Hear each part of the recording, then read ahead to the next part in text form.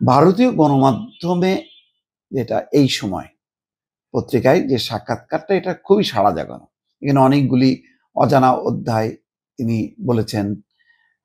মানে এই সময়ের বক্তব্যটা যদি সঠিক হয়, তারপরে জামাত সম্পর্কে বলেছেন ৩০টা আসনের কথা বলেছেন যে তারা আর মাথায় তুলবে না। এনসিপি বলেছে যে এটা এখন তার কোনো শক্তি নেই, শক্তি বলে মনে করে না।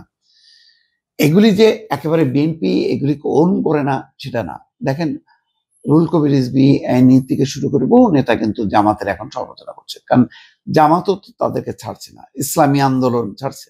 ইসলামী আন্দোলন এবং জামাত সম্পর্কে জাতীয় বেঈমান বলেছেন শহীদুদ্দিন চৌধুরী অ্যানি।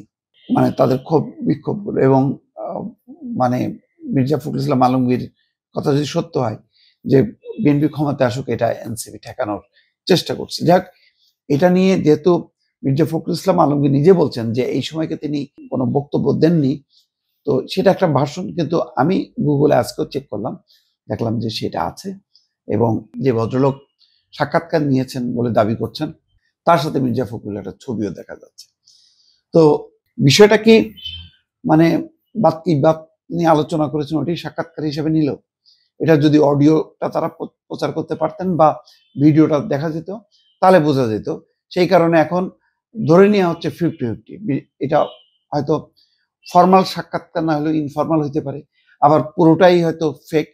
ফেক পুরোটা হওয়াটা এতটা পর্যায়ে যাবে কিনা এই সময় সবাই চেনে একটা একটা দৈনিক এরকম করবে কিনা। তারা যেটা করে টুইস্ট করে উদ্দেশ্যমূলকভাবে। আমি আনন্দবাজার পত্রিকায় দেখলাম যে বাংলাদেশ ইউনূস সরকার বা অন্য যে কেউ সম্পর্কে তারা টুইস্ট করে এবং বারবার চেষ্টা করে যে এটা সাম্প্রদায়িক মৌলবাদী একটা অবস্থান বাংলাদেশে আছে, সেটা দিকে প্রভাবিত করে, তো টুইস্ট করে। তো এই মানে একদম পুরোটা সাক্ষাৎকার একেবারেই না এরকমটা এই পর্যন্ত ঘটেনি। তো এখন আরো হয়তো এটার বিস্তারিত বর্ণনা যদি এই সময় কর্তৃপক্ষ বলে তখন হয়তো বোঝা যাবে। ফলে এখন 50-50। মির্জা ফখরুল ইসলাম আলমগীর বা বিএনপির দাবি হয়তো সঠিক যে এটা মন গড়া হয়েছে, এটা যথাযথভাবে উপস্থাপিত হয়নি, অথবা যেটা হলো যে তিনি কোনো বক্তব্যই দেননি, এরকম একটা। কিন্তু এটাকে কেন্দ্র করে যেটা হচ্ছে যে জামাত এবং এনসিপির মধ্যে তীব্র প্রতিক্রিয়া এবং এমন এক সময় এই সাক্ষাৎকারটা আসছে যখন ওই দুই দলের নেতাদেরকে নিয়ে মির্জা ফখরুল ইসলাম আলমগীর নিউ ইয়র্কে অবস্থান করছে।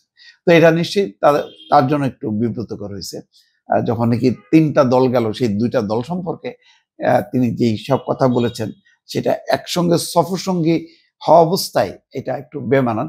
তবে এটা ঠিক, বিরোধিতার পরেও রাজনৈতিক নেতারা একে অন্যের সাথে বসেন, করমর্দন করেন।